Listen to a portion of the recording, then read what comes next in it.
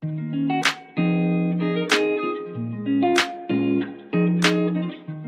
a todos, bienvenido a una nueva edición de Trombotalks, una de las píldoras informativas sobre la enfermedad tromboembólica venosa asociada a cáncer de la sección de la SEOM, Trombosis y Cáncer. Mi nombre es Andrés Muñoz, oncólogo médico del Hospital Gregorio Marañón, y a mí me corresponde hablar sobre las novedades del Congreso AS 2023 y de las últimas publicaciones que hemos tenido recientemente.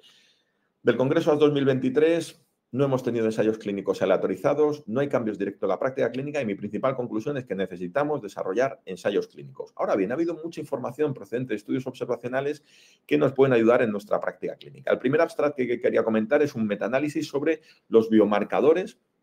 que podemos tener disponibles en práctica clínica, en determinaciones analíticas en el hemograma y la coagulación. Ellos demuestran que hay 9 determinaciones, 9 parámetros que realmente se asocian al riesgo de enfermedad tromboembólica venosa, como las plaquetas, la actividad del factor 8, el dímero D, la hemoglobina, pero curiosamente a ellos en este estudio no les sale la leucocitosis, que claramente sí que se había asociado. Tenemos información ya procedente de metaanálisis, que hay 9 determinaciones que realmente hay una fuerte asociación al riesgo de enfermedad tromboembólica venosa, tanto protectoras, digamos, como que nos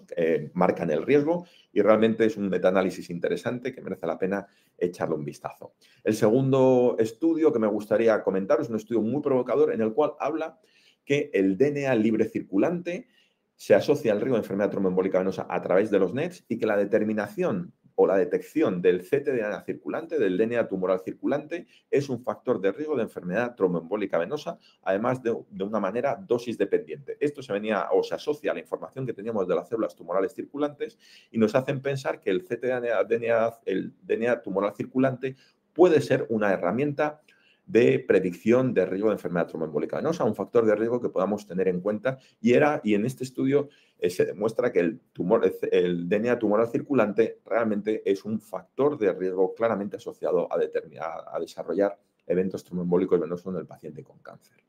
Otro estudio realmente interesante, que también merece la pena echar un vistazo, es un metaanálisis en el cual analizan el impacto de la genética del paciente en el riesgo de enfermedad tromboembólica venosa. Era una línea de investigación de trabajo que habíamos desarrollado en la SEOM con la publicación del año pasado del estudio Oncotrom, en el cual nosotros pudimos demostrar que la genética del paciente importa y que la inclusión en los modelos predictivos de riesgo, junto con variables clínicas, era una herramienta potente a la hora de predecir el riesgo de enfermedad tromboembólica venosa. Estos autores lo que hacen es un metaanálisis de múltiples estudios y lo que pueden demostrar es que la genética del paciente realmente importa, deberíamos medirla para determinar el riesgo de enfermedad tromboembólica venosa y que el factor 5 Leiden, el grupo sanguíneo AB0, la protrombina, realmente son determinaciones que se asocian a un riesgo de enfermedad tromboembólica venosa y que la genética del paciente debería estar incluida en los modelos predictivos de riesgo.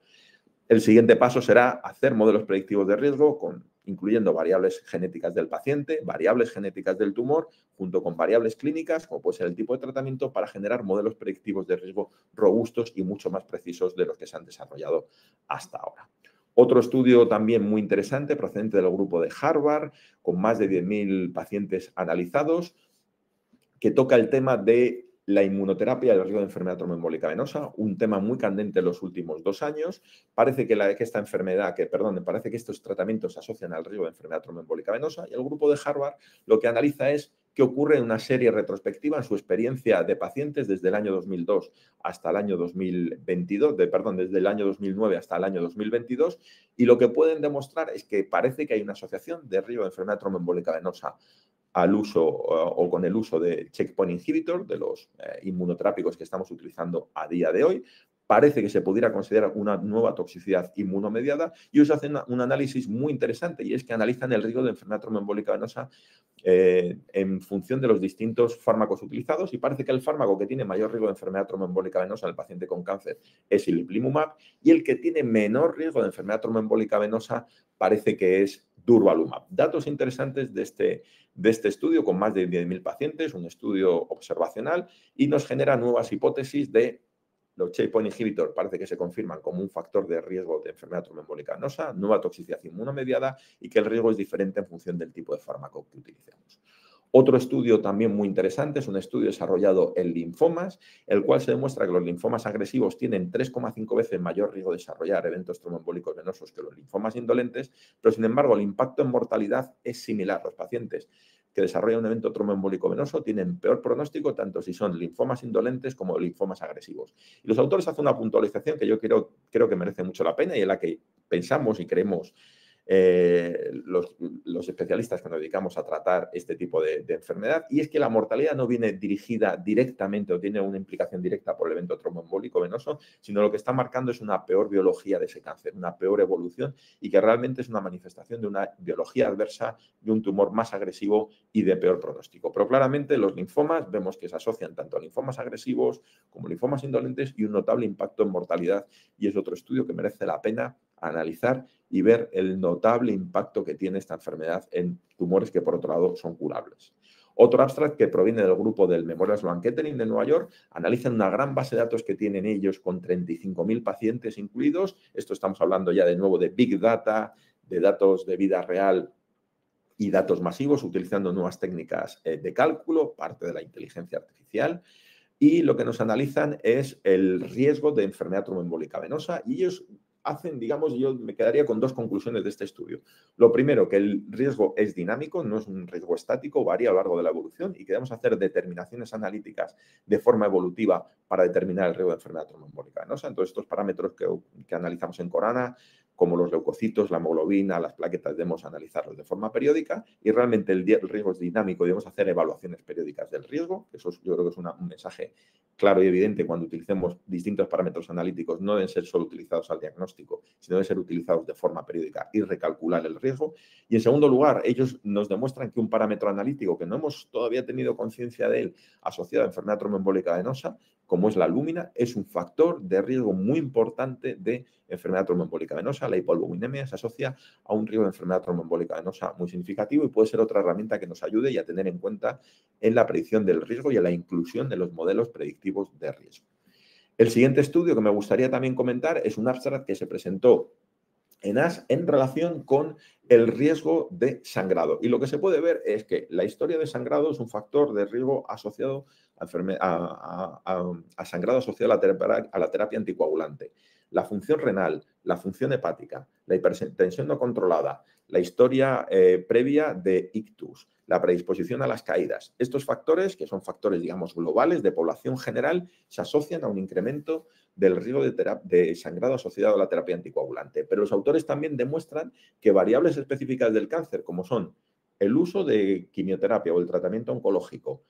el tipo de cáncer y el estadio, son tres variables fundamentales a la hora de determinar el riesgo de sangrado. Por lo tanto, el mensaje claro es, si queremos hacer modelos predictivos de riesgo de sangrado, debemos utilizar variantes de la población global, como puede ser el uso de alcohol, la anemia, la hipertensión, la función renal, la función hepática, pero obligatoriamente debemos incluir variables específicas del tumor. Ellos proponen tres tipos de tumor: estadio y el tratamiento con quimioterapia para determinar el riesgo de sangrado. Esto puede justificar el por qué los modelos predictivos de riesgo de sangrado de población general no funcionan en absoluto en el paciente con cáncer. Y el último estudio que me gustaría comentar de las es otro estudio que nos vuelve a dar información sobre los DOACs, los anticoagulantes a validación directa de los tumores cerebrales, los tumores con metástasis cerebrales, y de nuevo un estudio vuelve a sugerir que los anticoagulantes a validación directa pueden ser una opción interesante en el paciente con cáncer primario cerebral o con metástasis cerebrales. Esto viene asociándose a la información que se había presentado en el Congreso de ISTH del año pasado, en el cual se están presentando los DOACs como una posible estrategia terapéutica para el paciente con trombosis asociada a cáncer. De momento no tenemos un ensayo clínico fase 3 que haya comparado las heparinas con los anticoagulantes o la validación directa, pero empieza a haber evidencia que los pacientes con tumores cerebrales primarios o metástasis cerebrales pudieran ser candidatos a esta terapia. Y ya para terminar, la única novedad que he querido extraer de los últimos meses ha sido este estudio de tromboprofilaxis ambulatoria en pacientes con cáncer gastrointestinal y genitourinario que se publicó en el último trimestre del año pasado, del año 2023, que es el estudio Target-TP, que utilizaba enoxaparina 40 miligramos dosis profilácticas en pacientes ambulatorios con cáncer gastrointestinal y cáncer de pulmón, los cuales, y cáncer de pulmón, los cuales reciben terapia sistémica ambulatoria. Estos pacientes habían sido seleccionados mediante un modelo predictivo que ya se había publicado previamente, muy sencillo, dímero D y fibrinógeno. Fijaos en la ventaja notable de hacer tromboprofilaxis en estos pacientes. Hay una reducción del riesgo del 70% y con un NNT, si contamos las trombosis arteriales dentro del endpoint primario, con un NNT de 6, realmente muy favorable. Ellos tenían una corte de bajo riesgo que la observaron y si os podéis fijar, la corte de bajo riesgo se comportaba muy parecido a la corte de alto riesgo con pacientes tratados con enoxaparina. Claramente se nos presenta un modelo predictivo de riesgo validado que con dímero D y fibrinógeno, dos determinaciones analíticas en nuestra práctica clínica, y aquellos pacientes de alto riesgo, como hicieron en el estudio, que se aleatorizan en enoxaparina, vemos una reducción del 70% del riesgo de enfermedad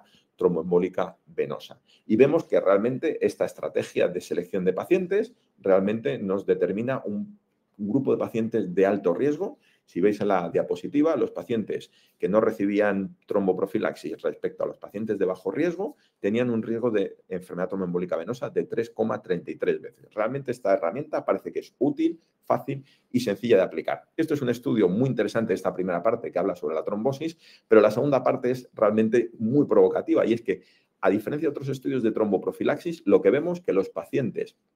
que reciben enoxaparina respecto a los pacientes que no lo reciben, todos ellos dentro de un grupo de alto riesgo, es decir, los de bajo riesgo nunca recibieron en este estudio tratamiento con enoxaparina, solo aquellos de alto riesgo. Fijaos, los que reciben tratamiento con tromboprofilaxis tienen mejor pronóstico. Por primera vez vemos un impacto en supervivencia para los pacientes tratados con un tratamiento anticoagulante profiláctico. Y vemos también que los pacientes que tratamos de forma profiláctica con un anticoagulante también tienen un menor riesgo de progresión. Realmente son datos muy provocadores. Es verdad que es un estudio pequeño con tan solo 200 pacientes aleatorizados, pero por primera vez hemos visto en muchos años un posible impacto de supervivencia de una tromboprofilaxis.